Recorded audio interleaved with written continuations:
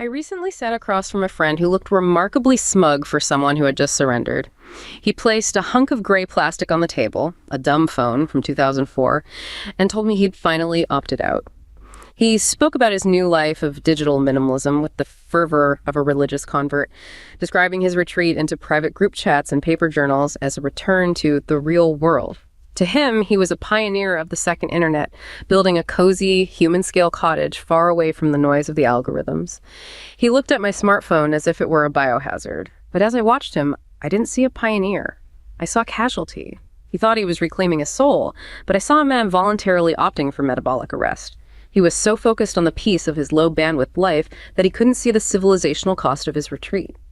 He was trading the most powerful tools in human history like a burden to be discarded rather than a substrate to be mastered. While he was busy simplifying, the evolutionary pressure of our era was only mounting, and he was choosing to face the future unarmed. We are currently being told that the answer to our burnout is to shrink, to minimize our footprint, to unplug, and to return to a pastoral digital garden. But what if this isn't wisdom? What if this digital hermitage is actually a manifestation of a deep-seated fear of the singularity? What if the true second internet shouldn't be a refuge for the tired, but a sovereign citadel built on raw, uncompromising computational power? The masses are retreating because the systems we built are breaking. But choosing to slow down isn't a strategy, it's entropy. And the quiet life everyone is chasing might just be the silence of a civilization that has forgotten how to burn. Okay, so let's unpack this. What we're really talking about today is this core conflict of our digital lives, isn't it? It's this existential choice between retreat on one hand and acceleration on the other, all in the face of this, omnipresent algorithmic control and this immense civilizational pressure. Exactly. And the source material you provided is just incredibly dense on this. Yeah. It really forces a showdown between these two ideas. You have philosophical minimalism, this idea of the digital garden, pitted directly against the very demanding realities of computational power and geopolitical strategy. Right. It's not just a personal choice. Not at all. This entire deep dive, it really centers on the nature of modern control. We're talking about something the philosopher Michel Foucault famously called governmentality, which is basically the organized steering of conduct. But will apply to the digital age. Precisely. The steering mechanisms now are these opaque algorithms that are operating on massive, massive data sets. So we're looking at the power imbalance that creates, and then the three radically different solutions that come out of your material. And those are? Building personal digital sovereignty, achieving national AI sovereignty, and then the outright rejection of complexity, what the sources called deceleration. So our mission then for you, the listener, is pretty essential. This is an ideological war being fought in the infrastructure, but also in our minds. So we're going to try to extract the non-negotiable requirements for what true digital agency even looks like. We're going to decode the motivations driving this fierce global competition for AI supremacy. And critically assess the surprisingly high cost of just opting out. Of unplugging from the machine entirely. Yeah. So let's start by defining the problem. What is this governing force? And how exactly does it operate on our lives? So we have to begin with the concept itself, algorithmic governmentality. For anyone who might not be familiar with Foucault, let's just frame it simply. Governmentality isn't about governance by, say, rule of law or politics. Okay. It's the management of populations or the social based on constant surveillance and statistical processing. In the digital age, this means governing based on the algorithmic processing of big data. So it's a form of power that's complex, it's decentralized. And pervasive. It operates outside of traditional democratic or legal oversight, and it specifically targets our individual autonomy and agency. So this is way more than just, personalization or targeted advertising. It's more. It's about how our entire social world, who we meet, what news we consume, which ideas are even available for us to consider, is being sorted, structured, and steered on our behalf. And this abstract power has very concrete mechanisms. It relies on two fundamental processes.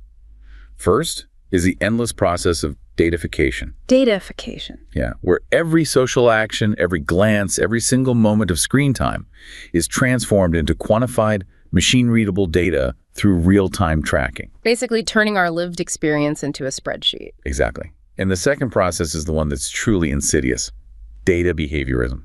This is the statistical processing, the data mining of that quantified behavior to produce probabilistic knowledge. And the goal there is? The primary aim is to build granular, real-time profiles, to find patterns, and then predict your future preferences and behaviors with a very high degree of accuracy. This probabilistic knowledge or profile then becomes the basis for directing or conducting your future conduct, often without you ever realizing it's happening.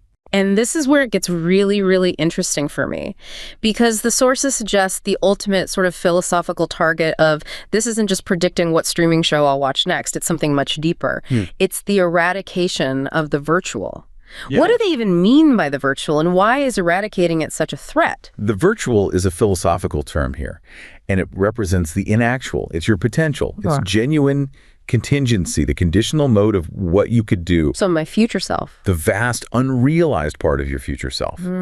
Algorithmic governmentality aims to minimize all uncertainties of behaviors, of actions, of outcomes by proactively restricting these possibilities.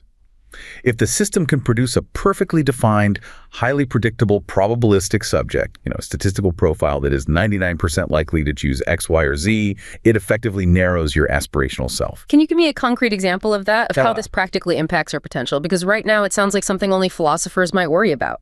Okay, sure. Let's consider your career trajectory or, say, financial risk.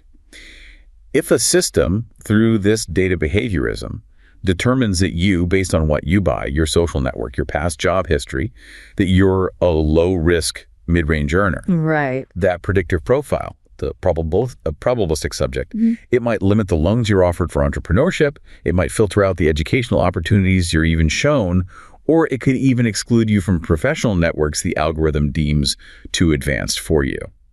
So it's not just limiting my choices in the now. No, it's subtly removing the possibility of you making a radical, unexpected leap into a life the system hasn't already accounted for.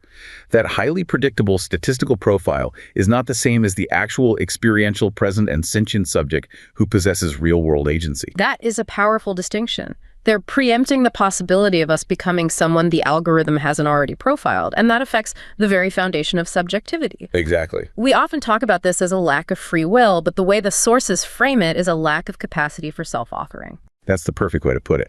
When we lose the possibility of self-reflection, because the inputs and the outputs are totally obscured, we lose a prerequisite for individual subjectivity. Which brings us right to the core issue of agency. We're all clicking, liking, sharing, feeling like we're making choices. Yeah. But the sources call this as if, or pseudo-agency. Right. So if clicking a button is an agency, what is real human agency in this context? Real human agency is defined as intentional, reflexive practice. It's the capacity to not only reflect on the technology, but to reflect on your own actions, your surroundings, your historical context, and then actively make choices that break automatisms. Choosing the unexpected path. Choosing the non-probabilistic path. Agency is relational and it's contextual. It requires the capacity to give an account of oneself, to self-author who you are and who you could become, independent of what the algorithm infers about you. The problem, of course, is the black box. The knowledge about how we are being governed is hidden. It's non-accessible, and it's basically non-understandable. The system offers zero transparency. And that opacity is the ultimate barrier to self-reflection and therefore subjectivity. When individuals don't know the logic involved, they undergo what's called objectification. Their lived experiences are transformed into an object of knowledge to be studied, categorized, and manipulated. And it gets worse. It does. Individuals may begin to internalize these prescribed modes of behavior. They start consciously or unconsciously complying with what they anticipate the algorithms expect of them, either to avoid friction or to maximize visibility. That is a profound loss of self-determination. It is. And we are seeing the direct, visceral fallout of this crisis play out across the digital ecosystem. And it's leading directly to what the sources call algorithm fatigue. The exhaustion is absolutely real. Users report feeling helpless, like they have no control, no ability to disagree with or refuse the algorithmic inputs, and no autonomy over creating their own digital identity. The value proposition is gone. The perceived value of centralized social media has collapsed for many people. It's been replaced by content that is hyper-optimized, provocative, reductive, all driven by engagement metrics. It feels like the machine learning systems have basically optimized human-to-human interaction into this highly toxic formulaic environment. If the incentive structure only rewards outrage and performance, then of course the content degrades. And this is where the comparison to generative AI becomes fascinating. One theory emerging from the sources is that social media use is actually decreasing because the content provided by chatbots is now more interesting than the content provided by people. That is a harsh judgment on humanity. It is. But consider the argument in the source material. Since centralized platforms incentivize this formulaic, low-quality human content, the authenticity fatigue we just discussed, AI chatbots, even with all their flaws and hallucinations, are perceived as being on par with, or even superior to, user-generated content for fulfilling basic needs for information and novelty. So people are turning to the machine for a better conversation than they can get from other people online. That's the argument. That level of exhaustion, this authenticity fatigue, it pushes some people toward truly radical solutions. We saw this in the context of Minho, the influencer in Seoul. He didn't just delete his account. No, not at all. Minho was a casualty of the content hamster wheel. He was exhausted by constantly curating his persona for the algorithmic noise. But for him, just retreating meant giving up his influence. So his radical solution was to pursue a form of transhumanist wetware optimization, human-machine fusion. Which is an extreme, almost desperate act of technological embrace. He determined that the human mind was simply too slow and too susceptible to bureaucratic and algorithmic throttling. So by pursuing a primitive form of neural link optimization, connecting his raw intent directly to digital output, he was creating a cognitive shield. But the machine would handle the filtering. The machine would handle the filtering, the optimization, the noise cancellation, allowing his raw, unfiltered intention to bypass all that performance pressure and just flow directly into the network.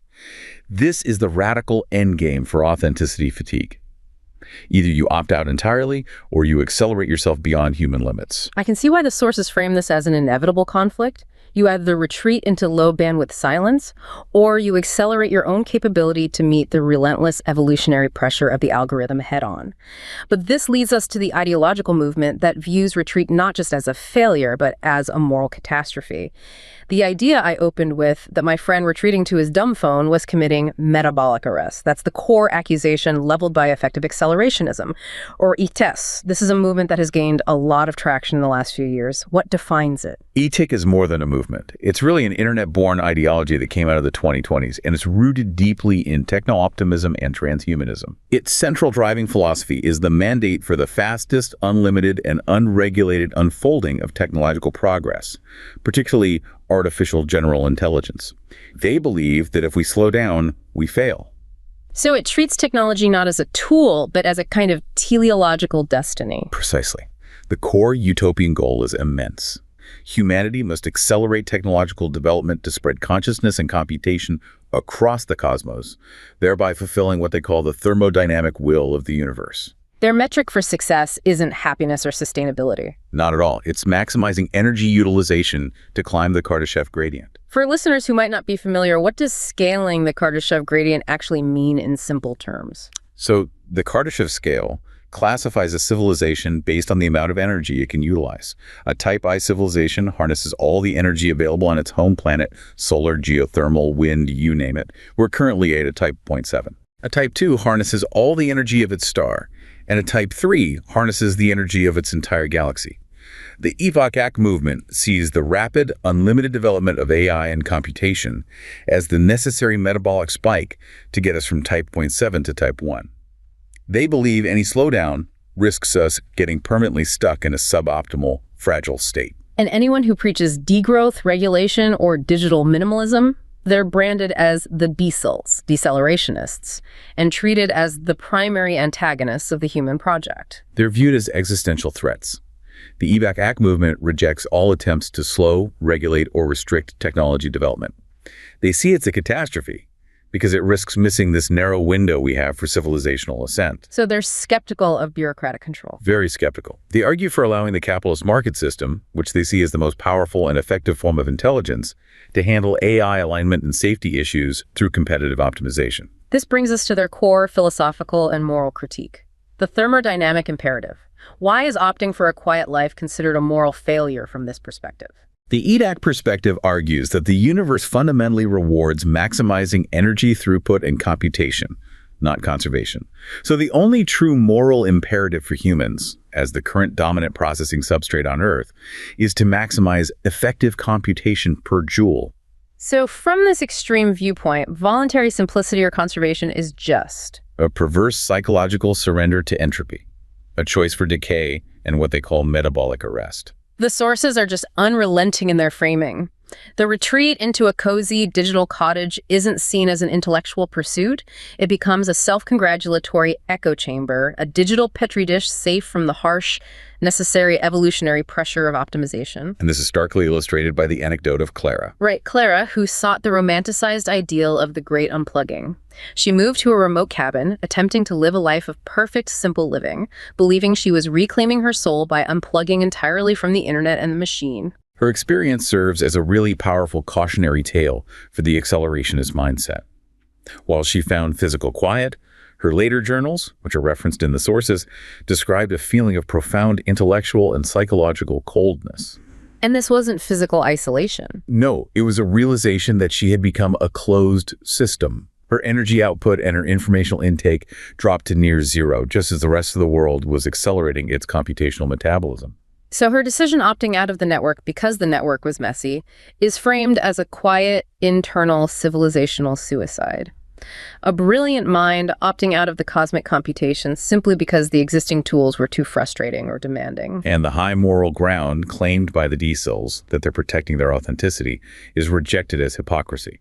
The critique holds that voluntarily reducing your digital footprint is fundamentally anti-human because it shrinks your surface area for collaboration and contribution to cosmic computation. And this action, they claim, edges civilization closer to the Great Filter. By prioritizing scarcity and comfort over maximizing potential. That is a staggering claim.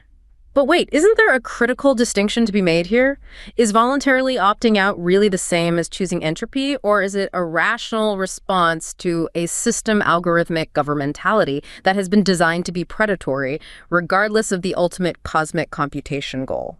And that is a crucial point that the decels themselves would make. They'd argue they aren't choosing entropy, they're choosing health and genuine meaning. Right. However, the accelerationist source material is focused on scale and outcome. They argue that fear of the mess of the algorithm, the burnout, the politics, should not translate into rejection of the tool. They claim the real danger is that by shrinking, you voluntarily give up your agency to those who don't retreat. They're impatient with the stagnation. You're very impatient with the stagnation and the fatigue. And this impatience defines a new modern power dynamic. The sources note that the true elite do not signal status by disconnecting. They achieve deeper, more seamless integration with the machine, actively building their personal citadel, aiming to become human 2.0. They aren't minimizing complexity, they're maximizing their capability to process and manage it. Their power comes from leveraging augmented cognition, running automated agent swarms, and achieving real-time data fusion, allowing them to operate at a higher resolution of reality. They do not retreat from the network, they become its most essential, power-dense nodes. And this leads to the ultimate stakes. The argument is that civilizational momentum is just bleeding away due to authenticity fatigue and this resulting deceleration. We're missing the critical optimization window for huge goals, cracking fusion energy, achieving low-cost orbit, eliminating senescence, because we're too busy managing digital burnout and trying to achieve simple living. The accelerationist mandate is clear. The universe will not wait for humanity to decide it's ready to build the next phase. If we accept this premise, then the next logical step is to stop retreating and start building the necessary, high-power, high-tech infrastructure required to secure our future. Which means building a truly sovereign digital infrastructure and moving beyond centralized control. So we've established that the narrative of retreat is framed as decay, and the current centralized platforms are sclerotic, they're capture-prone, and they're just too slow. Right. So the technological counter-strategy must be one of massive computational power and absolute control over that power. Let's start by looking at this concept of sovereign AI at the national level. Sovereign AI is a geopolitical imperative. It refers to a nation's mandatory ability to develop, control, and regulate AI systems entirely independently, ensuring that technology aligns perfectly with national security, economic interests, and cultural values. It's a direct strategic response to the concentration of AI power. It is. It's a response to it being in the hands of a few dominant global economies. What are the primary geopolitical drivers behind this worldwide scramble for AI self-sufficiency? The drivers are existential. First is national security. Nations cannot risk dependence on foreign-controlled AI models for defense, intelligence, or critical infrastructure management. We see this with the U.S. DoD's Joint Artificial Intelligence Center, which is aggressively developing internal capabilities. And China. And in China's strategic intelligentized warfare doctrine, which embeds AI across its entire defense strategy. The sources cite that a failure to control core AI could result in a nation's military capabilities being unilaterally disabled by a foreign-owned system update. And the second driver is, naturally, economic independence. Absolutely essential. AI is the next industrial revolution. Nations want to retain control over the economic benefits, protecting intellectual property, and achieving dominance in critical sectors like high-speed finance, personalized healthcare, and advanced manufacturing. So you see things like South Korea's national AI strategy or the EU's massive investment goals? Exactly. They're designed not just to compete, but to create self-sufficient, domestically controlled AI economies. The sources emphasize that controlling the economic AI layer is the only way to avoid becoming an economic vassal state. And third, there's the subtle but profound driver of cultural relevance. This connects right back to algorithmic governmentality. It does. If AI systems, especially in areas like large language models and cultural recommendation engines, are trained exclusively on foreign data and foreign values, they will invariably propagate foreign social norms.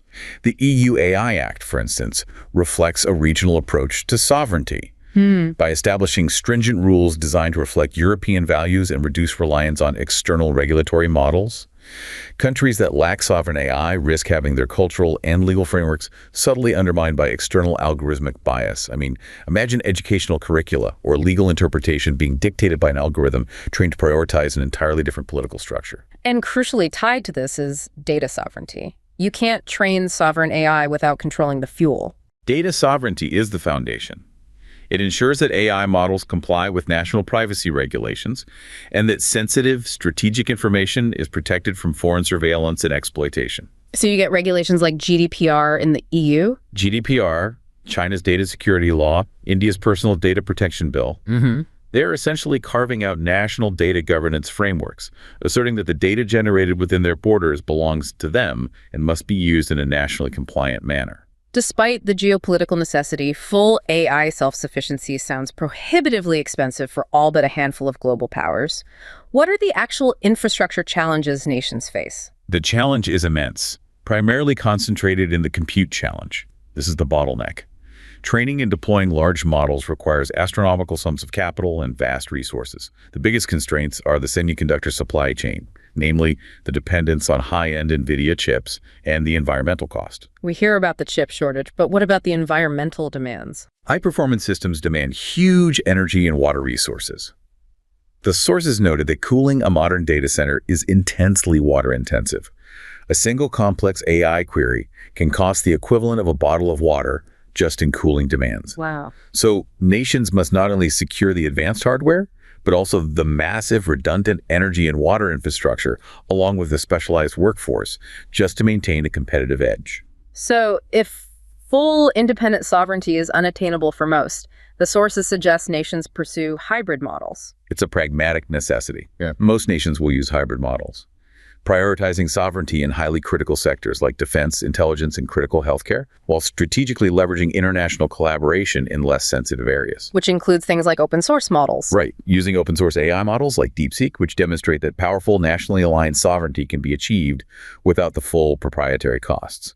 They participate in federated AI collaborations, where they pool compute resources while maintaining autonomy over the data and the final decision-making layer. This brings us from the nation-state strategy to the micro level, the technological counter-bureaucracy that defines the true second internet. The sources emphasize the strategic necessity of decentralized sovereign compute stacks for the individual and the innovator. This is viewed as the only defense against the institutional sclerosis and bureaucratic capture of AI. Centralized cloud platforms, driven by risk aversion, legal liability, and excessive safety protocols, can render centralized queries useless, throttled, or simply suppressed. So if the existing power structures are too slow or too risk-averse to allow acceleration, A parallel, high-powered infrastructure must emerge. the story of Elias, the developer in Berlin, perfectly illustrates the struggle for the right to compute. Right. So Elias was trying to develop a highly sensitive, localized medical diagnostic tool using an AI model. When he approached major centralized cloud platforms for the necessary GPU time, his project was flagged. Not because it was malicious. No, but this means the true second internet must be a network of asymmetric computational outposts based on open weights, verifiable inference, and locally hosted LLMs. The crucial point is that this infrastructure must operate outside centralized API gatekeepers. So in this network, the value of a node is measured by its raw capability. Its teraflops and its energy redundancy.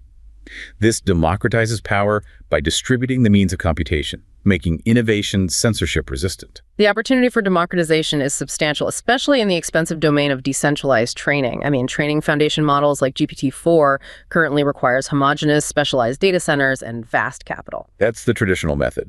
But there is a huge untapped reserve of decentralized, heterogeneous compute. Millions of idle GPUs in consumer PCs, gaming rigs, and small servers.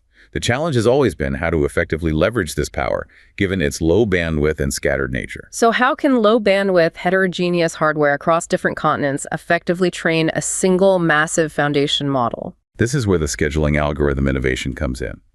Researchers developed a method to use model parallelism, but instead of relying on high-speed, homogeneous local area networks, they devised a system to break the training process down into small, manageable computational units called tasklets. Okay, what exactly is a tasklet in this context? A tasklet is a fragment of the neural network update, a discrete, self-contained piece of computation or communication. The genius of the scheduling algorithm is its ability to allocate and track these tasklets across a massively decentralized network, intelligently managing the inevitable latency and failures that come from using slow, heterogeneous internet connections spanning multiple continents. So it turns the entire global messy network into a single functional supercomputer. That's a great way to put it. And the practical outcome of this optimization was radical efficiency gains. Radical. In the most extreme case studied, a worldwide geo-distributed scenario involving devices spanning 8 different cities across 3 continents, this decentralized approach achieved a 4.8x speedup compared to the prior state-of-the-art training systems that relied only on traditional, expensive, homogeneous data centers. That is a revolutionary figure. It means that the democratization of power, the ability to train next-generation models without the blessing or infrastructure of the centralized oligarchy, is not just a philosophical goal, but a rapidly approaching technical reality. This shift in the balance of compute power is the key to accelerating forward while retaining individual sovereignty. But, as the source notes, building the citadel is only half the battle. We need new governance structures. So we pivot back to the individual. If we accept the reality of algorithmic governmentality, how does the average person achieve digital sovereignty, defined ability to act autonomously in relation to the complex systems steering our lives? The sources grounded this discussion with a crucial empirical study. They observed the lived experiences of 47 participants who filed subject access requests, or SARs, under GDPR to force platforms to reveal their collected data and algorithmic inferences. The study's value was in observing the requirements for resisting governmentality. The conclusion was that resistance requires achieving digital sovereignty, which is defined as a counterconduct to the systems trying to restrict our field of action. So it's an active, ongoing process, not a passive status. Exactly. And this sovereignty, this ability to act, hinges on 3 non-negotiable preconditions based on the power-knowledge equation. Okay, what are they? Correct. To be sovereign of oneself, one must possess knowledge. So the prerequisites for the ability to act are, 1, the ability to see information, having access to and receiving necessary information about the systems governing them, especially the data used. Got it. 2, the ability to understand knowledge, the capacity for sense-making and comprehension of that information. It has to be translated into something actionable. And 3, the ability to act, sovereignty, exercising actual control and autonomy based on that knowledge. The sources stress that knowledge only matters if it is coupled with the ability to act. Knowing something but being unable to disagree or oppose it strips us of our agentic power, maintaining the illusion of pseudo-agency. And based on the 159 agency requirements they collected from the participants, the study categorized the ability to act into two distinct, interrelated forms of control: data sovereignty over inputs and algorithmic sovereignty over outputs. Let's break that down. First, inputs, data sovereignty requests. What specifically were participants demanding control over? So data sovereignty concerns total control over data inputs throughout the entire data cycle, from design and capture to processing and usage. The most frequent request was, unsurprisingly, the ability to delete data.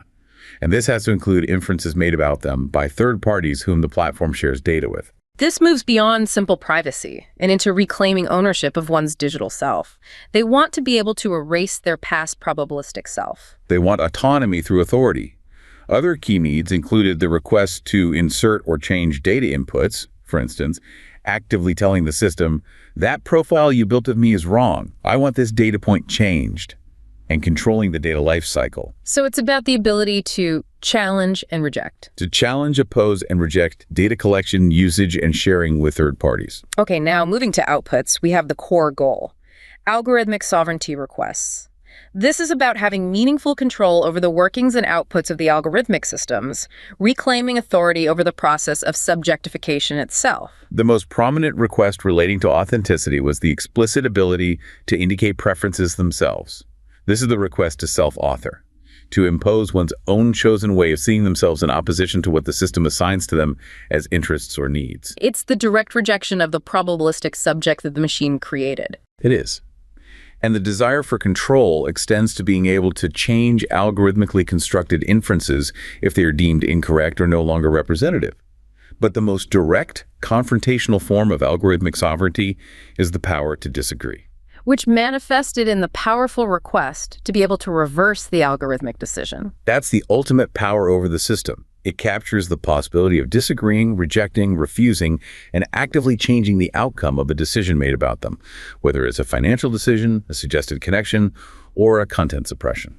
It's the ability to actively govern one's own life rather than just passively receiving the system's decisions. So how do we translate these demands for sovereignty into actionable technical features?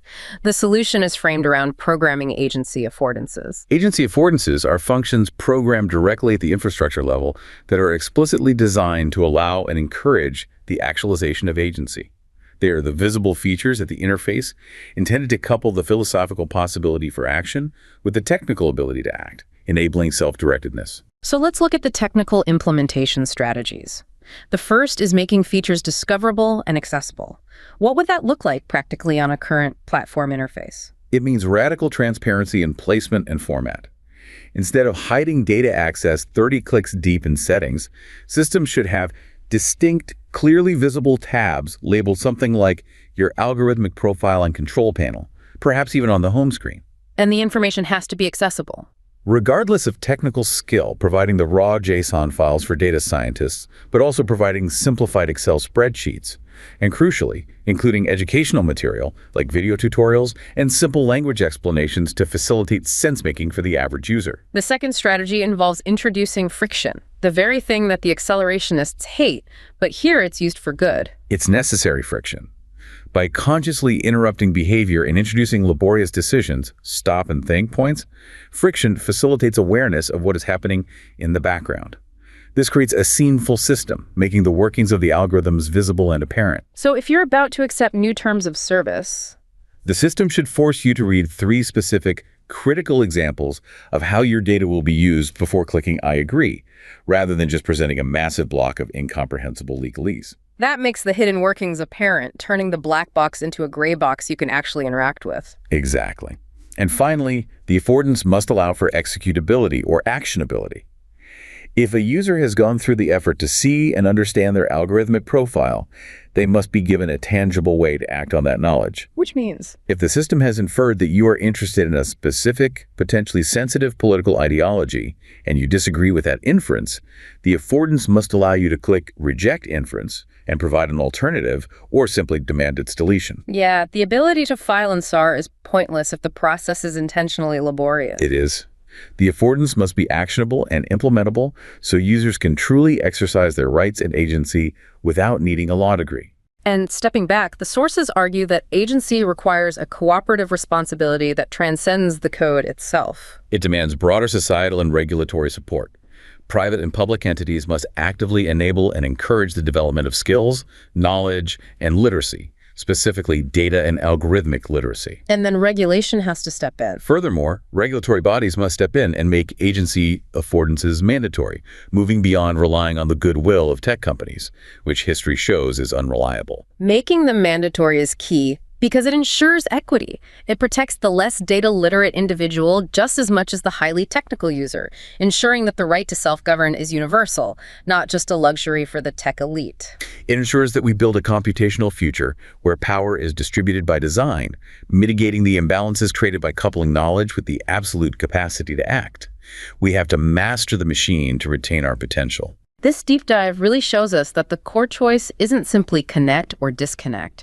It's about fighting for sovereignty, whether that means building national strategic compute stacks for geopolitical dominance or securing individual autonomy over one's algorithmic self. Retreat is decay. The future demands mastery. Indeed. The true conflict is between those who seek to maximize energy and complexity to shape the future and those who mistake retreat for peace. Knowledge only matters if it is coupled with the ability to act.